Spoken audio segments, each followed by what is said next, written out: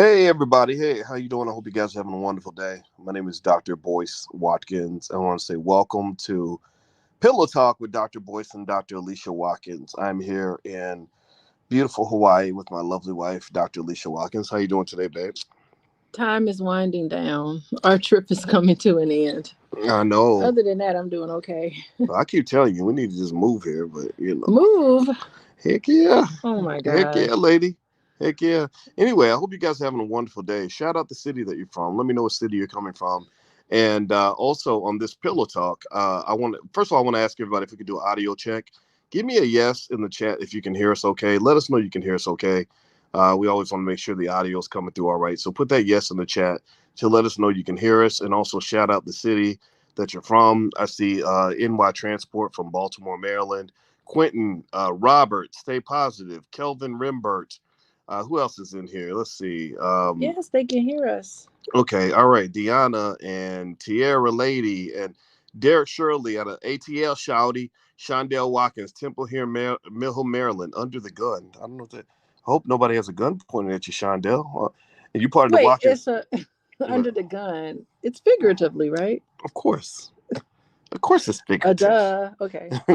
Jess Ham, Quentin from ATL. Let's see, Linda and T Banda, Michael Johnson, Karen Underwood. Yeah, they're having a movie coming out called Freaknik, or it's Freaknik the movie, the documentary, whatever they call it. Wait, Freaknik. Is it Freaknik or Freaknik? That's what we called it. We called it Freaknik. Freaknik. Okay. This was our era, boys. Freaknik. Yeah. They got pictures of you at Freaknik. Me at Freaknik. I'll never tell. I'll never tell. Original Man says, I bought and read your book, The 10 Commandments. Well, please leave a comment in the chat about the book. Yeah, I do have a new book out. It's on Amazon. It is a bestseller. What? A #1 bestseller called The 10 Commandments of Black Economic Power. I hope you guys will go cop a copy of that and let me know what you think. Yay. The comments are very good. All right, so let me ask y'all this. How many of you heard about Freaknik the movie? How many of y'all heard that Jermaine Dupri apparently is helping to produce a movie about Freaknik? Did anybody hear about the movie, and how many of you even know what Freaknik is? I mean, we can't assume everybody knows what Freaknik is. Oh, that's right. Unless they were in that era, they may not know. And then we dare not talk about Freaknik. What happens in Freaknik stays at Freaknik. Freaknik, it's like, remember Voldemort in Harry Potter? And they would never say Voldemort's name? No. Yeah. I don't know too much of a Harry Potter reference. But... Nathaniel says, Dr. Watkins, when I see this documentary, will you be in it? I won't be. I never made it to Freaknik. You know what it was? Like, every friend group has the one person that's like super organized and coordinated and could get like a Freaknik travel road trip going. There was always a friend group that had one person. For some reason, we didn't have a person that could organize a Freaknik. But I'm telling you, didn't have your black leader. We didn't have the leader in the group. But if it was ever offered to me, heck yeah, I was going to Freaknik. Wasn't missing out on that. What are you talking about? Well, you know what? I never even thought about going. Why? Because Freaknik, that was where Negroes went to get arrested. It was the 90s. Was a lot of fun. It was the 90s, and let me just tell you, like in the 90s, how much fun they're having. So do you know how many black men were going to prison under Joe Biden in the 90s? I was not trying to be one of them. Biden in the 90s? Yes, the crime bill. The crime bill. Listen, we was not thinking about that. I was at a predominantly white institution. And I was like, get me away from these white people. I'm going to Freaknik. You was a pretty black girl. Of course, they were gonna lock you up. They rip up your speeding tickets. I just wanted to have some fun. I mean, I think Freaknik was really like important for us because we needed a break. It was during spring break, and it was our answer to, like, all the white girls had all the fun in Florida for spring break. The Girls Gone Wild. Remember Girls Gone Wild? Yeah. I mean, it was like the answer to Girls Gone Wild. Was it? Yeah. I well, I thought of it as an answer to just like, well, not even an answer, but just like similar to what white people did at spring break. Because, spring break, white people's spring break in Miami Beach. It was so bad. Miami Beach pretty much said, we don't even want you to come back. Yeah, because they was drunk. Take y'all's asses home. Vomiting everywhere. Like, as black people, I don't know if we were as heavy drinkers as the white girls were. We couldn't keep Nah, I up don't with think them in so. drinking. Oh Lord, they oof, girl, them They white girls are drank. something else. I mean, they was drinking since they were 14 and stuff. Like, Yeah, and then the crazy drugs. I learned about that when I was teaching at Syracuse University. I remember just seeing the amount of alcohol the students consumed and the drugs they took. I was like, if I lived like this, I would fully expect to be dead or in jail by the age of 35. But that's just where I man, came from. You know, like as a black well, man, you can't live like that. You live like that, you be like a homeless person on the side of the road. well, I mean, I just look at it as developmental. Like, it's your first time, you're away from your family, and you just want to like have fun. You want to get it out of your system so that you could graduate from college and get a job and get married and go to church every Sunday. Happy Easter, everybody. Yeah, happy Easter, everybody. And by the way, you're watching Pillow Talk with Dr. Boyce and Dr. Alicia Watkins. My name is Dr. Boyce Watkins. This is my wife, Dr. Alicia Watkins. Dr. Alicia is a licensed therapist and a full professor of social work. I'm a professor of finance, so we like to get together and have intelligent conversations against our pillow and kind of talk about what's going on in the black community. Hopefully, talk about it in a way that is fun and smart and allows us to grow as people. And if you want to get a copy of my book, Financial Lovemaking, the free copy, you can actually go to boyceandalicia.com. We also have a cool Black Love Challenge you can take a look at. And That's also, still up. Okay. yep, it sure is. And Alicia's website is coachingwithdralicia.com. So if you'd like to learn more about what Dr. Alicia does, you know, she sees clients, things like that, just go to coachingwithdralicia.com. And All I right. do not judge anybody. No, you don't. No, you do No, not. no judgment here. No judgments. Judgment free zone. Judgment Yeah. free. So let's get back to Freaknik though. Let's get back to Freaknik. That's Okay. what I was referring to. So I don't judge you. even if you Go to went to Freaknik Freaknik. every year. Have a Freaknik time. Well, you know the thing about Freaknik was first of all, a lot of people don't even know the history of Freaknik. First of all, but before I talk about the history, I want to ask everybody: how many of you are old enough to have been like at least like an adult during the Freaknik era? And the Freaknik era is, I think, technically between 1982 and about 1995, 96. How many of you were at least like 18 years old at any point between 1982 and 1990?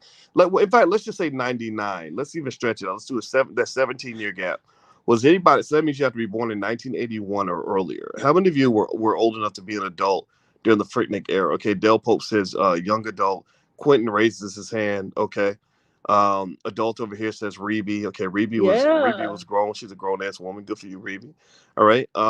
Tierra Lady Wilson. All right. And hit the thumbs up, by the way, as you watch this. Please hit that thumbs up button. All right. So let's see. D Mills says me. Nathaniel says 50 years old. Okay. That's right. So yep. No, it wasn't an adult. Okay. Let's see here. I was too young to enjoy it, but I remember it says Kareem. Yeah, it was the talk, man. Well, the thing is, wait, I kind of challenged the whole 1996 because I was in college in 92. That's when I was 18, if I could age myself right now. And you were cute. I met you when you were 19. You were so, I was hypnotized when I met. That was really? I was 19 years old that trying was to my get Freaknik moment. I was 19 years old trying to get to Freaknik. I'm almost certain. I would have got arrested at Freaknik if I seen you there in a Why? bikini. Because I would have lost my mind. Well, I mean, it was like you had to save your tuition money. You get your disbursement for your financial aid. Got to save your financial aid money for the Freaknik trip. Stop It was lying. a big deal. You did not go to no Freaknik. I didn't go, but I know the process. But you wanted to go. You would have liked to have gone. I did not go, but I know the process. Okay, so you and had the mentality of the people who did go. So you have friends that went to Freaknik. Okay. Without me. Yeah, I have friends that went. And I wanted to go. I don't know. I have no idea why I never actually went. But I know by the time I got myself together to go, they canceled it. Really? They sent a message out. I don't know who was the mayor of Atlanta or whatever. And they said, nobody come here for Freaknik. And the word got out. I don't know. They didn't have social media back then, but the word was out. Do not come down here. Okay, anymore. So, well, you know that, and that was the interesting history of it. And I was angry. It technically started in 1982.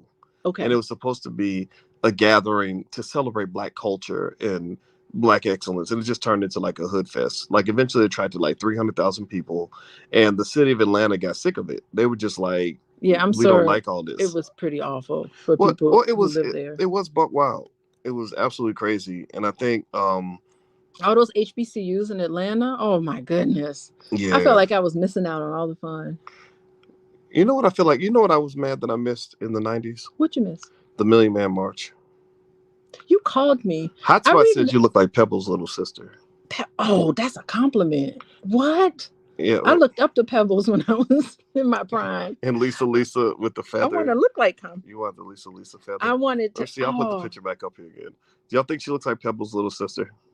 Well, that's a good picture of me because I have makeup on and I'm all. Well, yellow is your color, but every color is your color. Oh, so, I appreciate that. Go ahead. So tell me what you were saying.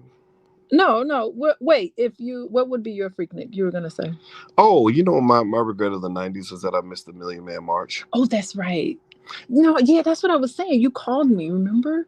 Oh, why did I call you? I remember I had an apartment. I was sitting in my apartment in 1996. Mm-hmm. And you called me on the phone and you said, I just watched the Millionaire March. Or maybe I called you. I feel like I probably called you. And you told me all about the Million Man March, how you wanted to be there. I remember this conversation. Hey, y'all, this was before he was Dr. Boyce. Right. Okay. You were just a PhD student, I think. Boyce. I was a master's student. But master's student. And you were telling me I watched it on TV. Mm-hmm. And you said, I wish I had been there. Yeah. You were so sad. I felt like you were getting a little emotional. Well, the Million Man March was special. That was probably my big 90s moment where there was like a big event that I wish I was a part of. Mm-hmm. I never sat back and wished I was a Freaknik. I just kind of felt like, I just kind of honestly in the 90s, my goal was to stay away from all the dudes that might get me locked up. Because I wasn't trying to be so. Because remember in the mid 90s, first of all, my best friend got shot in the head in front of his daughter. So stuff was real for black men. Like the stuff we had to worry about was not the stuff everybody else had to worry about. So you had to worry about death or prison. Because remember the gangster stuff was popping, gangster rap and all that. You had drugs out there and all that. And my goal was to stay away from that. And again, I was probably more sensitive to it because my father was a cop. And so I was just aware. So I just really wouldn't even have had fun even if you had gone. Because I was just thinking, true. I was thinking, yeah, we got all that going on, but man, we need a place to party and have fun. Yeah. Well, good old clean fun. You know what? I think the parties are cool, but I always felt like college parties were so boring. Like it seemed like people would just go to parties just so they could be seen. Yeah, that's the whole reason I was there. I don't know if anybody else felt that way, but it was like, like people just want to be seen and they would be bored and they'd be sitting there. I wanted to sit back and have a good conversation. That's what I always liked. Really? No, yeah, I went to parties in college and I wanted to be seen. And I remember like the party, you had to bring a canned good and $2 or something to get in.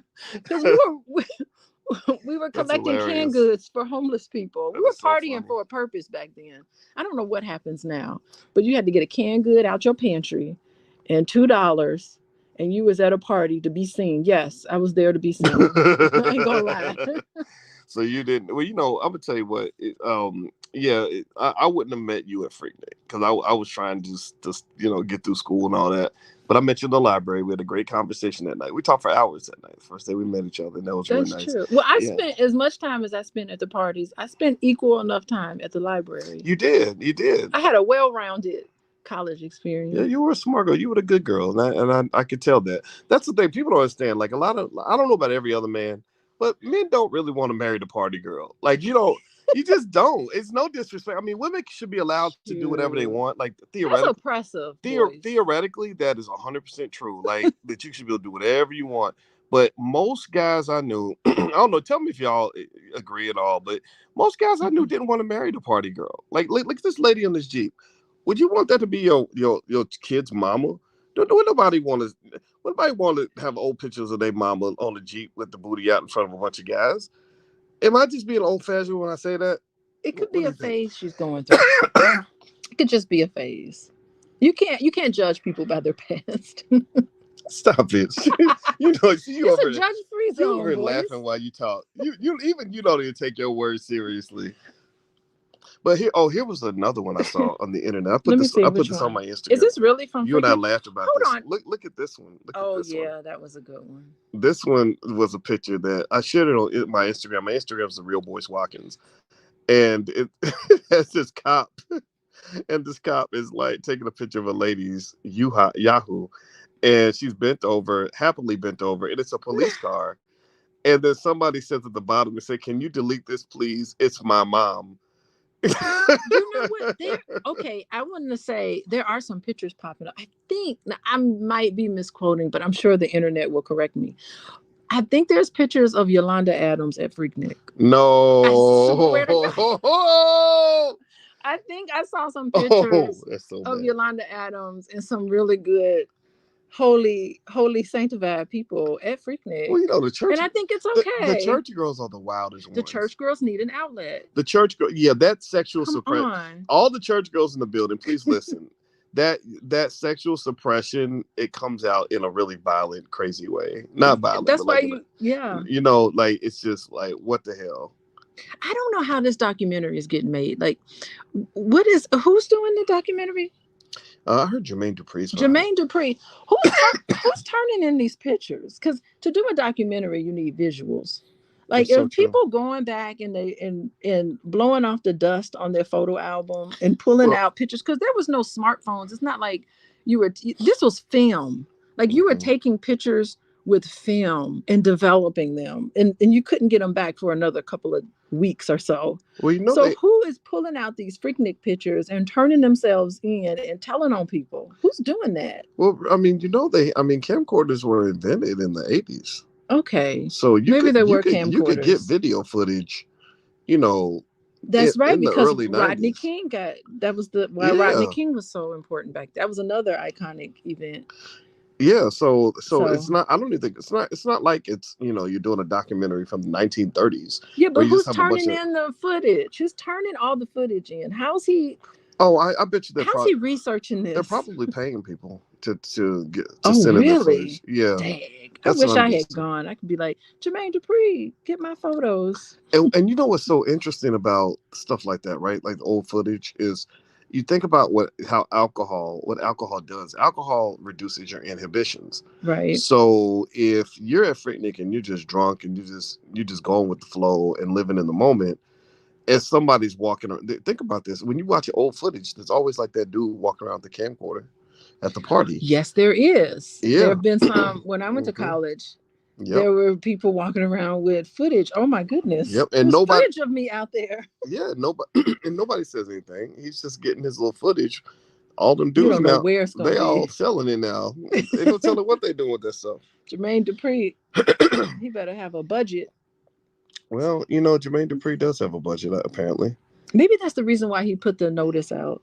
I'm doing a Freaknik documentary, and maybe that would garnish a lot of support to turn in. Well, what it's been doing, it's been getting a lot of buzz. Yeah. Yeah, I've been seeing on social media the reaction, and you know, people are putting up the memes like, you know, like this one. the fear that you have when you hear about they have never been seen for footage. Oh my goodness. And we're lecturing to people. We are on a high horse lecturing to those who are putting pictures of themselves and, you know, just throwing everything up on social media. Of course, we don't do that.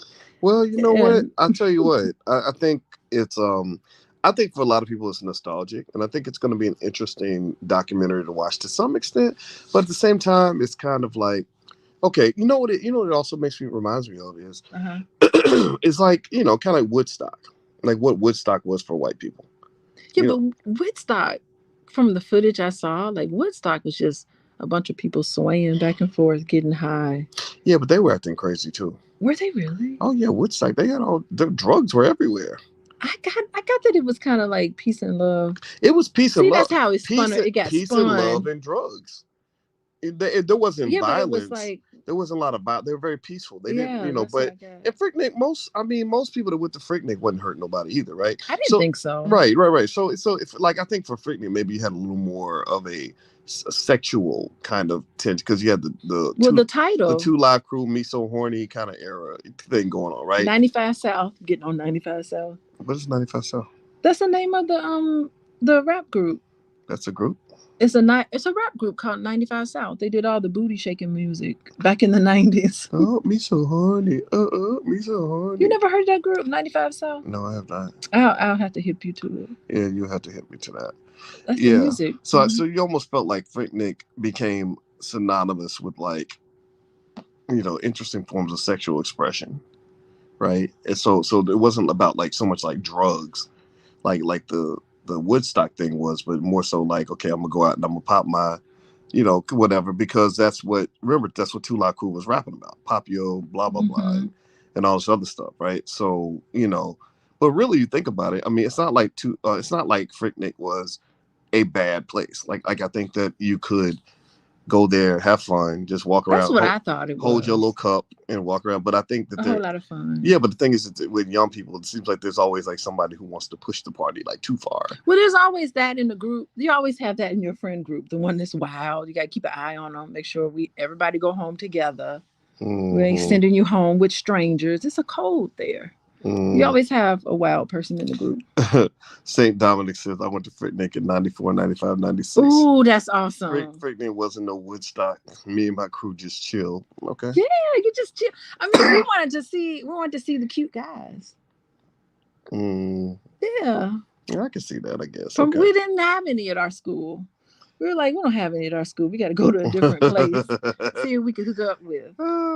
Anyway, guys, by the way, you listen to Pillow Talk with Dr. Boyce and Dr. Alicia. My name is Dr. Boyce Watkins. This is my wife, Dr. Alicia Watkins. And my wife, she is a licensed therapist and a full professor of social work. I'm a PhD of finance. If you'd like to see what Dr. Alicia does, she sees clients and things like that, feel free to go to coachingwithdralicia.com. That URL's on the screen. And my website is boycewatkins.com. I'm going to be in Houston on the 21st for a 2-day Black Wealth Boot Camp. So feel free to go to boycewatkins.com if you'd like to join us. If you could, please take 1 second, hit the thumbs up button, thumbs up, share, subscribe. Make sure you hit the thumbs up button. If you haven't done it yet, make sure you subscribe, hit the notification bell. And I want to give a quick shout out to the GOAT, Dr. Claude Anderson. I talked to Dr. Anderson yesterday. He sends his best. He's not 100%. He's almost 90 years old, but he wanted me to let you all know he's thinking of you and that he loves you. Also, earlier today on drboycetv.com, I did an analysis on whether or not college is worth it. There was a recent study that showed that 42% of college graduates regret going to college. And I broke that down for you in some, and what I think are some pretty unique ways. So feel free to go to drboycetv.com if you'd like to take a look at that podcast episode. So let's get back to Freaknik. And so just generally with the history of Freaknik, it started in the early 80s. And then by the 90s, it seemed like the people in the city of Atlanta were getting kind of sick of it, and I think Atlanta is kind of to some extent, not completely, but I think about my aunt in Atlanta, they're more on the conservative side. They didn't want all that wildness and loudness and everything else. So eventually, from what I read, the city of Atlanta just said, don't come here. We don't want this here anymore. It's too much. It's too loud. It's too obnoxious. It's too disruptive to the city. And I wonder, if that was just kind of a loss. Like I wonder what happened after that. I think that some people kept celebrating Freaknik, like they kept trying to do it in other places, but it didn't really work. Yeah, they did. Wait, they're like Virginia Beach. Are they trying to do like a Freaknik in Virginia Beach? Somehow I remember them trying to do, but it just never took off. Yeah, it never took off like Atlanta. It didn't take off. Well, there's no place like Atlanta. Yeah. I used to go to Atlanta in the 80s to visit my aunt and uncle. Oh, yeah. Yeah, okay. Listening to like NWA and the Beastie Boys and all that. And even in the 80s, Atlanta was such a fun place to go because that was also during a time where Deion Primetime Sanders was like the man in football, early 90s. And he had MC Hammer come flying in to, Too Legit to Quit when the Falcons had a really good team that year. And this is like Atlanta's just always been a really wonderful, amazing place for Black people. But also just a place that reflects sort of the range of all the chaos in our community, good and bad. That's true, because I remember my dad used to take me to Atlanta all the time. Yeah. He did some work down there, up there, I guess it's called. Yeah. So I remember hanging out in Atlanta. He had friends there. He knew the mayor of Atlanta. Shirley Franklin, right? Shirley Franklin. They worked together at Talladega College. That's hilarious.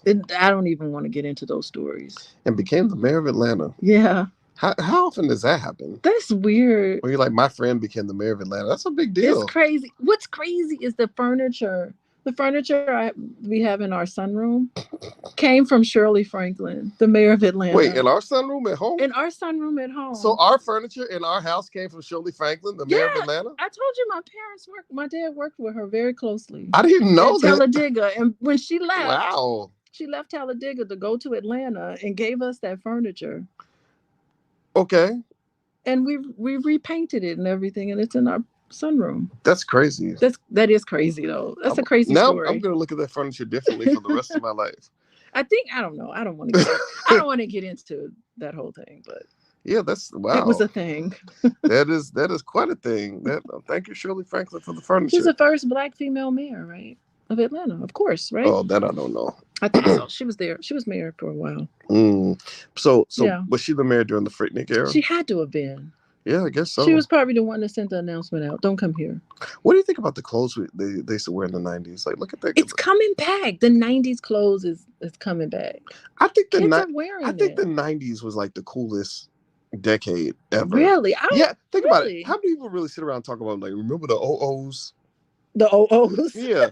Nobody in the 80s, like the 80s were interesting, but the 80s wasn't the 90s. I feel like the 90s was just like that was it. Like the 90s was, I don't know. I feel like the 90s are gonna be remembered like the 60s. Okay. Yeah, because like it was kind of fun. You had crisscross. Remember crisscross? That make it. Well, you know, Jermaine Dupri, who's doing the documentary. That's right. He was part of that. Crisscross. That's right. Yeah. Yeah, and then he created. Was it TLC that he worked with? Did he work with TLC? I think he did. Yeah, I think he did because I think TLC. I think Left Eye said something like, I don't know why I keep thinking that he worked with TLC, because I could have sworn Left Eye said that Jermaine Dupri was going to work with him. And he said, "Oh, but I got to get Chris Cross off the ground first." Oh. And then Chris Cross took off, and Left Eye was like, "Whoa!" I was really impressed. Yeah, and then TLC came out in the early night. I think they're the best. I don't think. What do y'all think? I don't think there's any girl group greater than TLC. Well, kids now are still listening to TLC music. I mean, even now they like that song. Those Scrubs. That song has taken off with young kids. Scrub is a guy who thinks he's fine, also known as our Buster. That's right. I like that song. Don't be hanging out with no Scrubs. That's so great. Funny. Well, you know, in our Black Millionaires of Tomorrow program, our Black Business School for Kids, we use the acronym Scrubs. What is it for? Wealth building. Well, we have Keep Your Poise, which stands for what you want to be. You want to be a producer, owner, investor, saver, entrepreneur. POISE. And then Scrub. You don't want to be a scrub. I think Scrub stands for.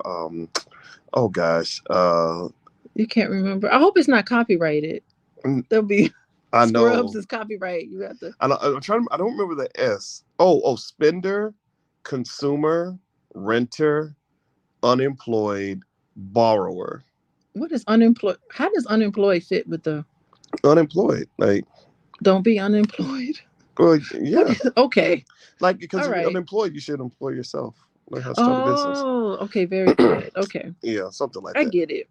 But anyway, yeah. So I feel like I don't know. I think nostalgically about this, and I feel like this documentary will be interesting. I hope it's not just a bunch of celebrities talking about how much fun they had at Freaknik. I'd like to really learn the stories that people don't know. Oh, if it's going to be a good documentary, you got to show it from all the angles. You got to show the dirty side of Freaknik. You got to show the cleanup side. You got to show everybody. You got to bring everybody out to woodworks. Yeah, I would do a really thorough documentary of Freaknik.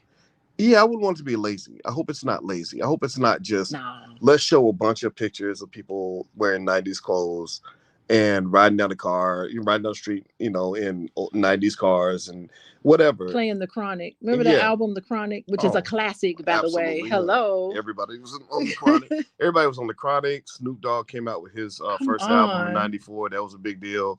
Yeah, so Living Color. I think when I think of the 90s, I think about Living Color. Yes. You know, and it's like, and in fact, actually, the best TV shows were in the 90s, in my opinion. Well, the 90s was my prime time. That was my prime time. I know, and that makes you so old. But yeah, but I really hope it's not a lazy documentary. You know, like it's like some old VH1 behind the music type of stuff. I would like to see something that tells us things we don't know.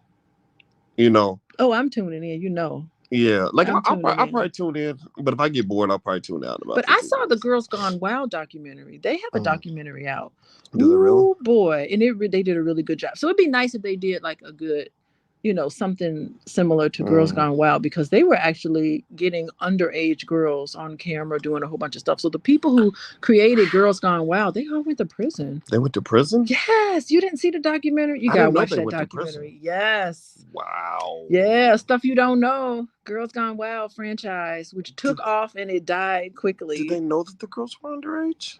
I don't remember that detail, but they didn't do a thorough job of checking. Oh, I see. And they didn't care. Oh, Lord. But I just think like white girls have fun in such a different way than we do. Well, in my head, at least that's what I experienced. Well, remember, white women don't get sent to prison the way black men do. Black men got to be more careful. So we're back to that. Okay. Well, yeah, I wrote about it. My whole book, What If George Bush Were a Black Man? I love that book. Yeah, that whole book, the whole premise of the book was talking about how black men have a thinner margin of error in society. They do. Like they make the same mistakes other people make. The consequences are so great. Like I've just seen people where they made a mistake that a lot of people might make, but they got killed. Yeah, I mean, black women too. Women were held at such different standard. We talked about that before with just a few days ago at the beginning of our trip. We spoke about that with Angel and the basketball player from LSU. We spoke about that. Angel Reese, yes. Yeah, shout out to Angel Reese. Shout out to that team. Just black female excellence in sports. Angel Reese with LSU. And then Sha'Carri Richardson is back. Yeah. I don't know if y'all saw Sha'Carri Richardson. I'm ready for her comeback. I'm ready for her to just hush all her haters because she's got a lot of haters, including myself for a little bit. Well, I'm not a hater. I was kind of like, what are you doing, Sha'Carri? Right. I wouldn't say that you were a hater. And I'm not a hater. Like the only reason we might critique her is because we want her to do well. Yeah, I said I see greatness in her. Yeah. But I also see a lot of trouble in her. Yeah. She needs to be running down the track with her therapist right next to her. Her therapist needs to be running right next to her. Yeah. Yeah, because that girl, she's been through a lot, but she ran, I don't know if y'all know this, but Sha'Carri just ran at a really fast time. I'm a big track and field fan. Yeah. I used to be a track coach. And the time that she ran was FloJo level fast. That's beautiful. Because I remember when we did a pillow talk on Sha'Carri Richardson, I remember saying, you are better than this, Sha'Carri. Mm-hmm. You need to shine. Yeah. All of us are better than what we do. Well, we'll see. We'll see. Let's see here. Henry M. Carter says, as a member of the NOI, we had to stop men from raping women. Wow. It became a payday for pimps, pushers, and predators. It was the epitome of debauchery. Now that's the side I'd like to see. I'd like to see that side of the Freaknik experience. My goodness. Because you're right. I mean, that would have turned what I would have thought to be a fun trip to Atlanta. That would have turned into a nightmare if I had gone down there. Well, how'd all that happen? Well, the thing about it is, and that's interesting. I'm all innocent and sheltered and not known anything. I was very sheltered in Gary. Well, when you talk about Girls Gone Wild and stuff like that, it's all built on that old song, Girls Just Want to Have Fun, right? So the girls are just there having fun, whereas you got some of the men that are scheming and plotting. Yeah. And it's and you're right. You probably had some nice college girls who went down there, wasn't trying to hurt nobody, wasn't trying to do nothing crazy. Trying to have some fun. Right. Somebody drugs your drink, somebody does whatever. And I kind of feel like they, those are some of the stories that I think should be shared. Because remember, let's just be honest.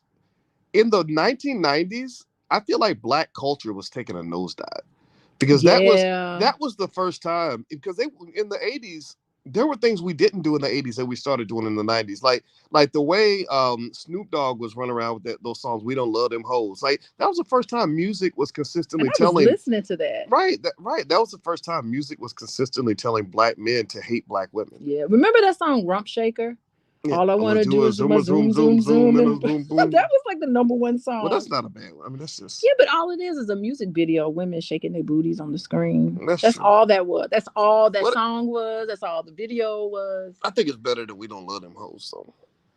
We Don't Love Them Hoes. Well, yeah. I'm not a hoe, so he ain't talking about me. Yeah, because what I feel like it did, from in the eyes of young men, is it made young men like me wonder, okay, maybe you're not supposed to be nice to women. Maybe if you treat them badly, then you'll get more female attention, because all the rappers who didn't respect women were getting all the women. So you're like, okay, so women don't want to be respected. They don't want to be loved. They want to be mistreated. If you treat them, and that's sad. That's a sad conclusion to come to.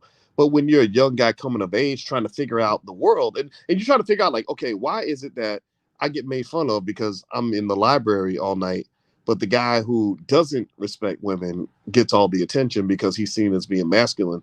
I don't know if that's true for every culture. I feel like I feel like when they took hip hop and kind of turned it into crap, and in that era, let's just be honest, like that era was violent. Biggie and Pac both got murdered right in the middle of the '90s. Like I feel like it was just taking black culture like down into a real negative place. It was, you're coming out of the crack era and glorifying drug dealers and broken families and all that. And so I just kind of feel like that was the problem with Freaknik. I think Freaknik could have been good, but you had so many elements in the so-called the culture that were built on negativity. Yeah. So you speak on such extremes here. I mean, I don't know if that's what women wanted back then.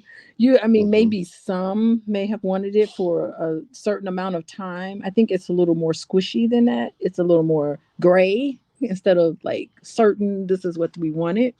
But I definitely, you just have to find yourself. So I remember in high school, a friend of mine was like, all right, let's try to date the nerdiest guy. And we would like, maybe we got to stop with the cute guys. And we like hung out with some of the nerdiest guys. And we were like, no, this ain't it.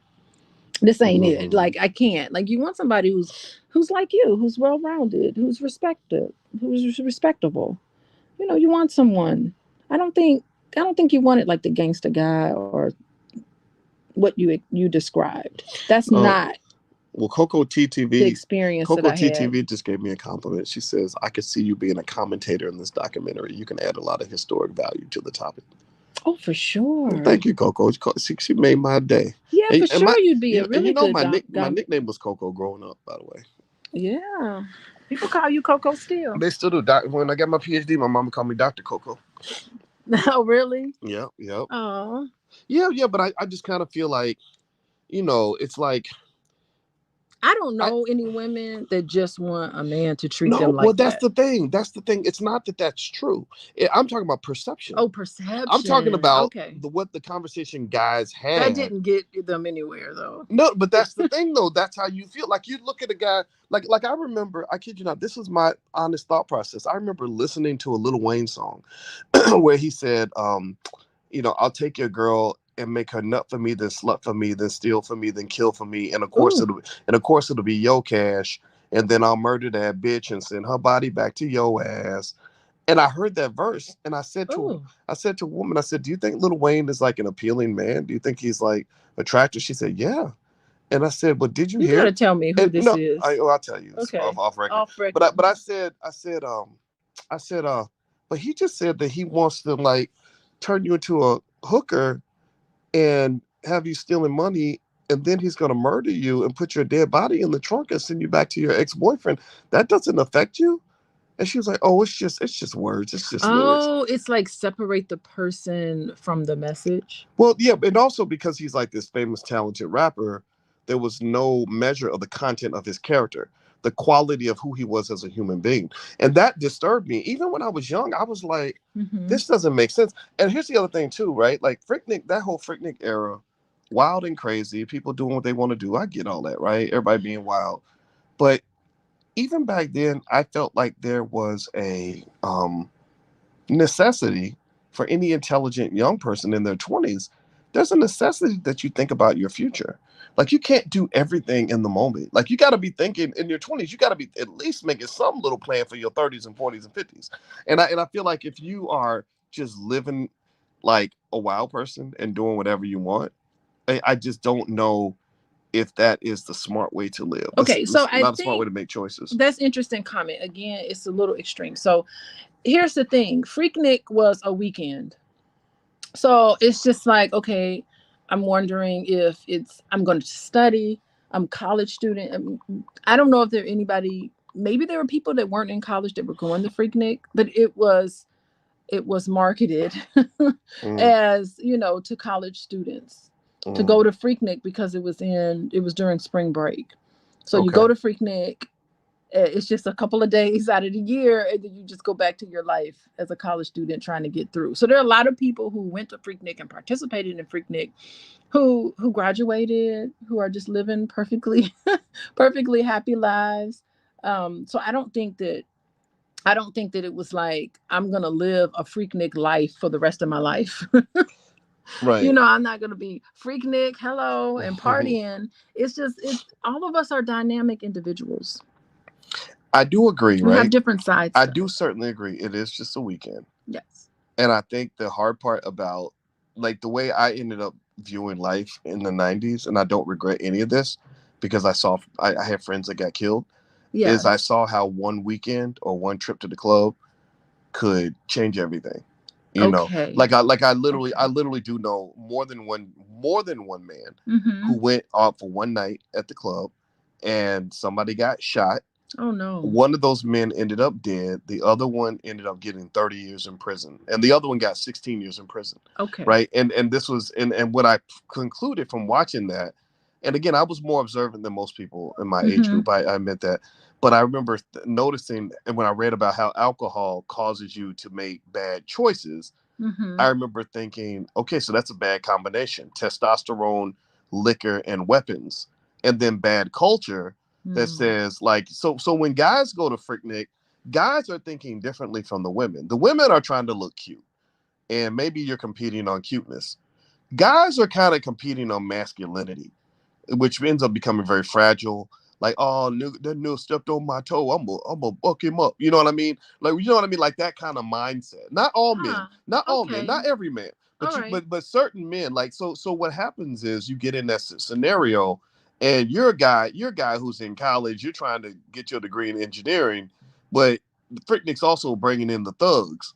It's bringing in the street dudes. It's bringing in the gangsters. It's bringing in the gangbangers. So next thing you know, like you end up tangling up with some guy who has nothing to lose, and you try to go back to college. You're like, oh, it's just a weekend. I'm going back to school.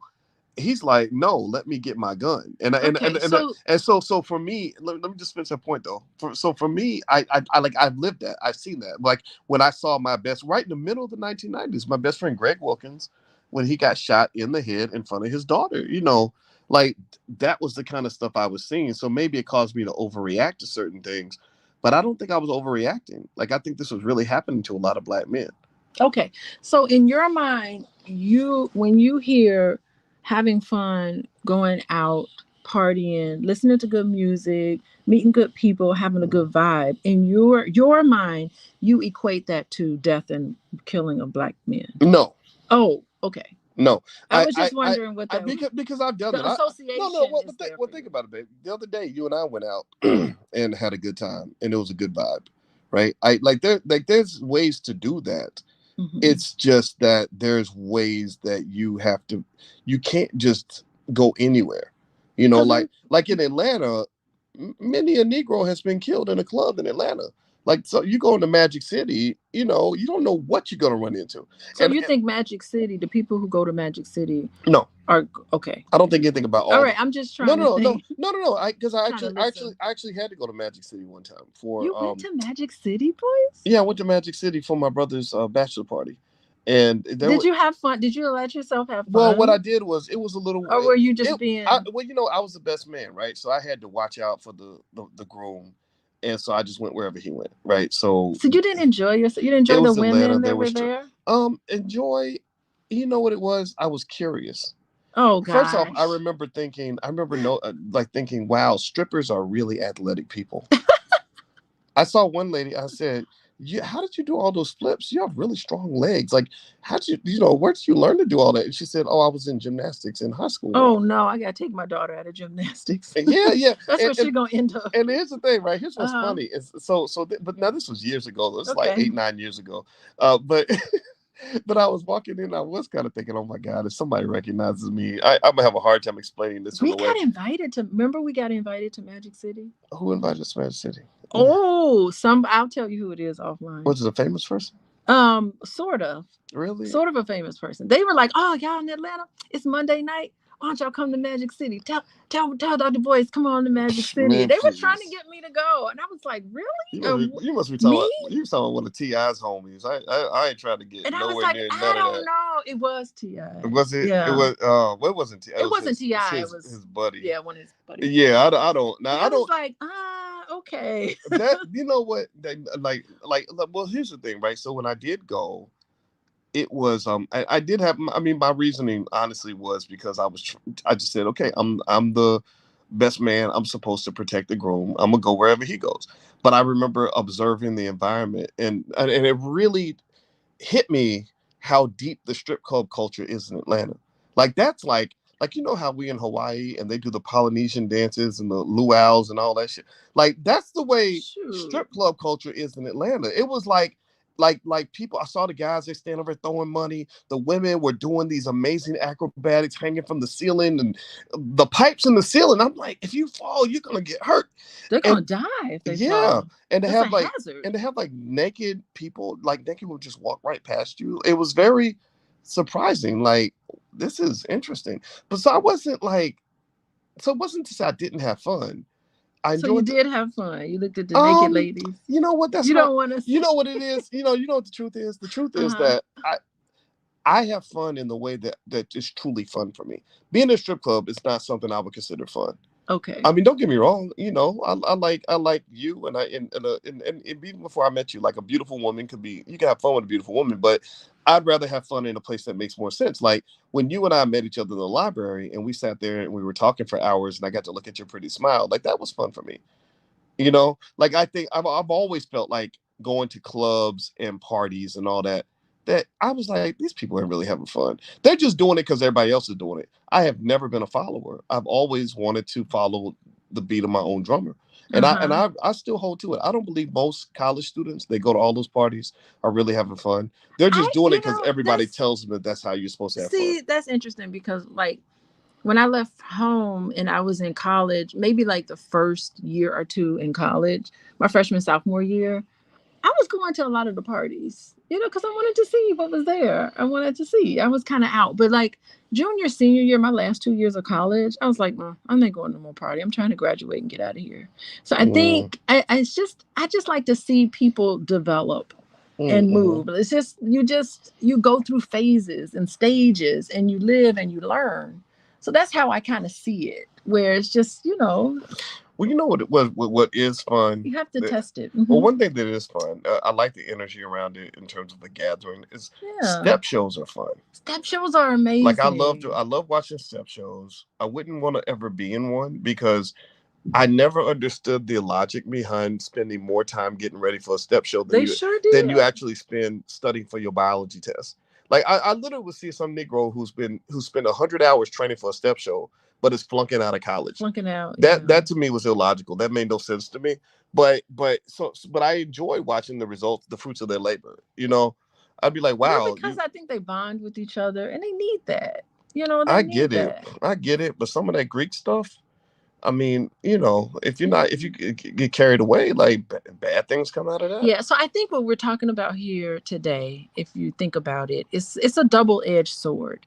It's like it's kind of cool. You've been studying all day. Like for me, you've been studying all day. You need to release. You Mm. need like, oh, I'm so Relax, relate, tired of studying. release. I got to like go out and Relax, like relate, release. just chill for a little bit, listen to some Mm. good music with some good people. I like to laugh a lot when I go out. I Of like to have course, fun. I do kind of like to talk about people. I like it's a good stress reliever when you're studying for exams. I get it. And so I just think, but the bad part about it is that if you go too far, you overstep your boundaries, you go too far, then it can turn into something ugly. So you just gotta, I'm happy I made it out of the 90s unharmed. Yeah, I'll just say me that. too. There we go. With There no we go. pictures, very few pictures of me. There we go. Well, everybody. The documentary, the Freaknik documentary. I don't know what the release date is. I know that it's coming out on Hulu, and everybody's been talking about it. And so my wife and I decided to use this pillow talk to kind of reflect on Freaknik, the good and the bad. I think that it was more good than bad.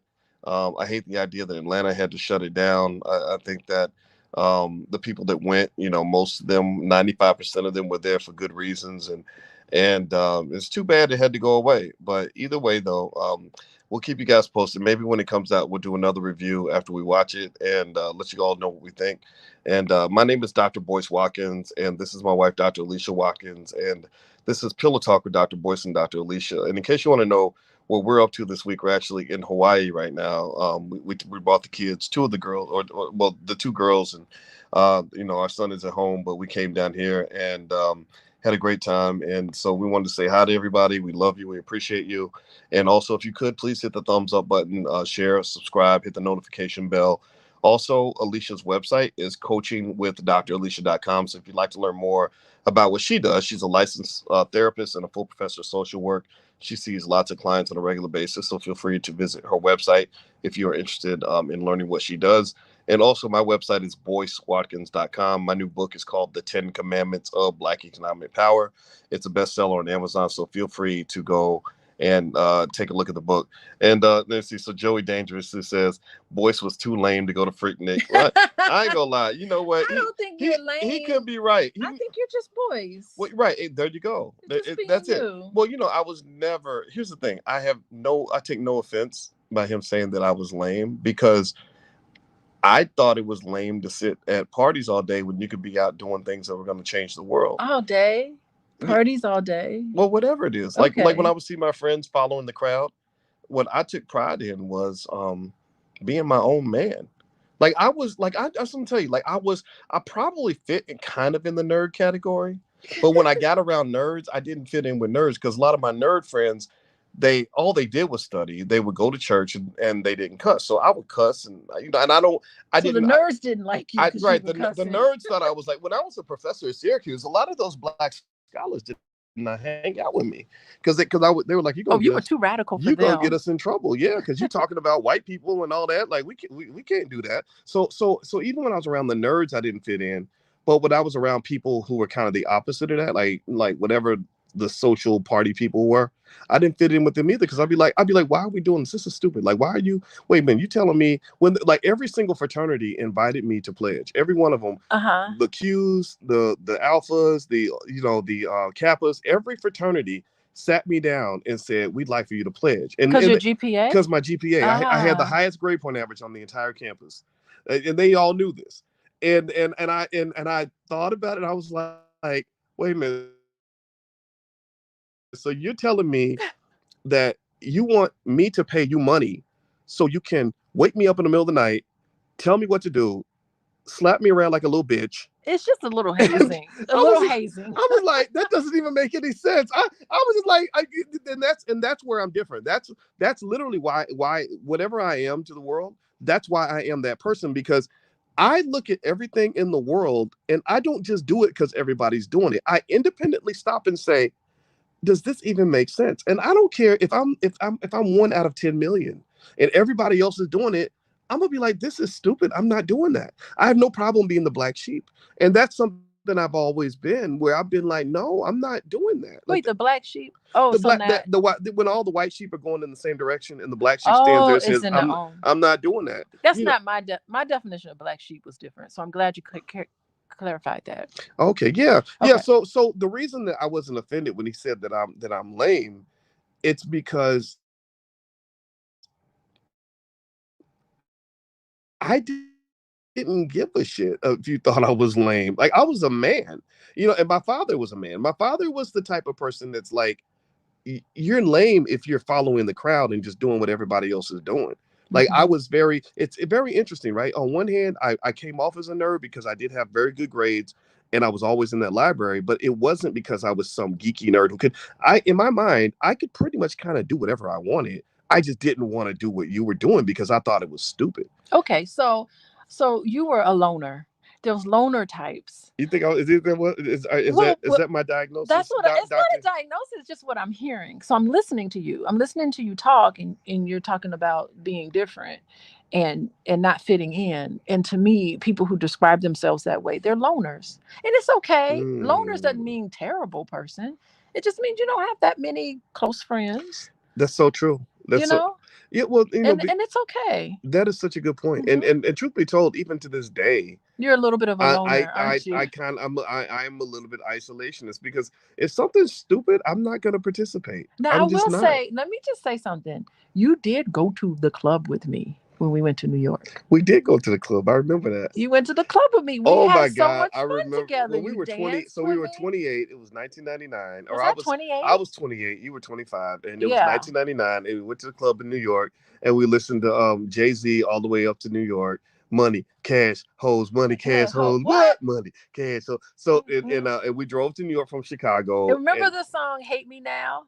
You can hate me now. Oh my And gosh. everybody went crazy in the club when that song came on. That I was the remember first that. time I heard it. And we were feeling stupid because everybody in the club heard that song Hate Me except us. And we're like, we never heard when this that song came before. on, everybody in New York went bananas. But I didn't know the song at the We time. hadn't heard it. But it was a great song. But yeah, but like, so that was fun. Like, that was a fun experience, right? Yeah. But that's not something I would have wanted to do like every weekend. No, I didn't do it every weekend. Yeah. I was a graduate student. Yeah. So I wasn't doing it every weekend, but I know I was going to New York and I was going to Nails. We went to that club Nails. Yep. We went to that club Nails. It was a Thursday night. I'll never forget it. I had so much fun. Yep. And we danced. Nick McDonald says, Boyce listening to Jay-Z and DMX. Yes. Man, please, you don't know. DMX. Not only do I know more hip hop than most people, but I know more rappers in real life than most people do. We were talking about some of the rappers, like getting the chance to have long conversations with some of your favorite rappers. That's like the coolest experience. I can't even That's like imagine. The coolest thing about doing the stuff that I like. Like when I got to talk to Scarface and I sat with him and Willie D on their podcast, and I was like, I have a Scarface story. Do you want to hear it? He said, yeah. And I told him about in 1999 when my car got stolen, and the guys took my car and they did a joyride in it, and they threw it away like a day later. And in the car, they took all the stuff out of the car, and I was pissed off because it was my first week in New York, but they left a Scarface tape called My Homies in the car. and I said, I listened to that tape the whole summer because I said that was the best gift that the car thieves left me. And it was so cool to be able to tell Scarface my Scarface story. That is really awesome. Well, okay, so I want India Arie to reach out to me because I want to talk to her. She's my favorite artist. And who's the other one? I like Erykah Badu played. Yeah, believe it or not. She's a little strange. She's strange, but I like strange people. Yeah, so it's just my kind of person. You do. Yeah, and I'm gonna tell you my other favorite rapper conversation was Immortal Technique. He was one of my favorite artists, and talking to him, we talked for 3 hours. I had not known that. And I love talking to him. I did not enjoy talking to Kanye that much because he thinks a little bit too much of himself. He's hard to talk to. He's different. Yeah. Now Ice Cube I enjoy talking to. So that's been the cool thing. Like getting a chance to like have like conversations about some of your favorite artists or because I've always been a fan of hip hop. But at the same time, it's like I just always kind of the best thing my father gave me in the 90s was the ability to think for myself. And I admire him tremendously for your dad and your mom. Both of them they really encourage that. Mm-hmm. She's encouraging me to think differently. She's like, I like when you think differently. Yeah. Well, you have to. I think if you're Black, you got to be able to think independently because if you can't, they got a whole lot of BS that they lead Black people into, a bunch of nonsense. It's the kind of stuff that'll ruin your life. Like you got to be able to think independently if you want to be successful, especially if you're Black. So so independent thinking was something I never apologized for that ever. You know, it didn't matter. I'll fight you over that. The Qs got so mad when I told them I wouldn't pledge, and I was gonna pledge because my roommate was a Q, but he was like a big alcoholic, and I remember. Oh no, you brand yourself too. Well, that part I ain't worried about, but really? I was gonna be a Q, and the day before I just said I'm not doing it, and they got really mad at me, and I almost got like beat up because I refused to be. Oh, it's like gang. It's like being part of a gang. The guy was gonna beat me up, yeah. But not all Qs are like that. Because I got Qs in my family. I don't want to talk bad about them because not all Qs are bad. Yeah, no, not. That's unusual that they would beat you these up particular like Qs, I just said, I don't really want to be like you. Like you sit around, you drink all the time, you're having sex with all these nasty women. You don't study. They did do a lot. You're wasting your opportunities, And I said, and I told this guy was really big. He was like 6'5". He was a football player, and he was holding a big old paddle. And but for some reason, sometimes my mouth just writes checks and my ass can't cash. So I'm sitting there trying to figure out my exit route. I'm trying to figure out how I'm gonna get out of this room. I've never heard this story. Yeah, so I was 19 years old. Let me finish telling you. So I was 19. It was the day after I told them I wasn't gonna join their fraternity. I didn't think they would care. I'm like, who? I'm a nerd. Like, why would anybody care if I joined your fraternity or not? But they have really planned on me joining. But I just decided I'm not doing it. And so the guy was like making comments, like really nasty remarks about me. And I picked up on it. And I said, because he kept saying the word cat, like calling me a cat. And I was like, you mean? Oh, instead of a dog, you're a cat. No, like a pussy, like a cat. Oh, okay. I'm sorry. Yeah, because Qs are dogs, right? And I remember I just said to him, I said, let's just be honest. I said, y'all sit around, you drink all day, you don't study, you have sex with all these nasty women. I said, one day I'm gonna be successful. One day I'm gonna have a lot of money. And when I have a lot of money, I'm gonna meet some lazy Negro like you who wasted all his opportunities, who's going to be mad at me because I'm successful and he's not. I swear to God, I said this to You this guy. said that to them? Yeah, and I thought I was going to get beat up that day. But you know what I was thinking? I was like, oh, he's on the football team, so he can't hit me because if he gets in a fight, he's going to get kicked off the team. Yes, he So will. that was my So you outsmarted that him, was my Boyce. trump card. And he didn't do nothing. He just kind of, said something. Oh, I bet that stayed with him for a while. It might have, and I meant it. Yeah. I meant it. 25 years later, I think about it. I'm like, I was 100% right that day. Yeah. It's like, no, I'm going to have a future. And you're not going to mess that up with some of these. Because I saw too many black men going down the drain, making bad decisions involving like drugs, alcohol, women, bad choices, laziness, sitting around, whatever, And I was like, I'm not going to be one of those guys. Because I saw some of those men in my family, in my community. And I looked at that and I said, I'm not trying to be like that. I want to be a winner in life. Ah, so you had a lot of people in your family that went I had a few, yeah. And okay. my father almost went that way. And he was the guy that said, this is what you don't want to do. Because my daddy did go to Vietnam and he did get into the heroin and the bad choices. Wow. And and all this other stuff. And he was the guy that would just tell me like in a real honest way. He was the rawest teacher that you could ever have. Because he'd be like, you see that motherfucker over there? And then he'd be pointing to some bum on the street and he'd be like, yeah, you don't want to be like him because I knew him in high school and he got into drugs and now look at him. Right. And lessons like that really helped me to know as a black man, I got to be on point. I got to make smart decisions. So in general, I don't regret any of it. I mean, I was probably more extreme than some. I know that. But at the same time, I don't regret it. Yeah. I mean, it's just interesting how in your mind you associate just letting loose, like, because you're such an intense person. Like, I don't think people know this. Like, I see you 24/7 basically, but you're like really intense person. And sometimes I'm like, okay, Boyce, relax a little bit, unwind. And I think like I don't see you unwind as much, but you can unwind. Let me not play. I think you can unwind. I think but I unwind. I just want, but it's just like after a while, you're like, I got to go back and be my intense. Well, when it comes to something I'm serious about, you are right. I am intense, but because see, I like you do have fun. You do have fun in your own way. Yes, I will say that. That's the key, and that's what's great. That's the key. You gotta have fun your own way. In your own way. Yeah, you gotta live the life you're supposed to live. Fuck living everybody else's life. Yeah. I'm not a fan of that. Just like I was telling you today about how I do not like going to the zoo. Many years of going to the zoo, I actually hate going to the zoo. Like, if you want to ruin my day, don't go to the zoo. Take me to the zoo, and I won't go to the zoo anymore. I feel terrible. You shouldn't go. Because one day I'm going to have grandchildren, and they're going to want me to take them to the zoo, and I'm not going to want to go. I'll take them to the zoo. I'll just have you take them, because I'm not going to take them to the zoo. I like the zoo. I do not like the zoo. It smells bad. Everything is way too expensive. $5 for a bottle of water. Mm-hmm. And I'm always tired. It just you said it smells bad. You already smells bad, and I'm really tired. It's always like super hot and humid. I don't know what it is, but I can't do a zoo anymore. So we have our things. There you go. We have our things. Joey Dangerously says, "Boyce, did you know Carmelo?" No, I never met Carmelo. He was only at Syracuse for a year, and then he went to the NBA. So I never got a chance. Carmelo Anthony. Yeah, went to Syracuse. Oh yeah, mm-hmm. yeah. He did. Huh. But anyway, all right, guys. So we're about to get on out of here. My name is Dr. Boyce Watkins. This is my wife, Dr. Alicia Watkins, and Dr. Alicia is a full professor of social work and a licensed therapist. And if you'd like to learn more about what she does, you can visit her website, coachingwithdralicia.com, or follow her on Instagram at Coaching with Dr. Alicia. And my website is boycewatkins.com. And my new book is The 10 Commandments of Black Economic Power. So feel free to go grab a copy on Amazon. And we will see you guys soon. So take care. God bless you. Have a good day. Take it easy. Peace.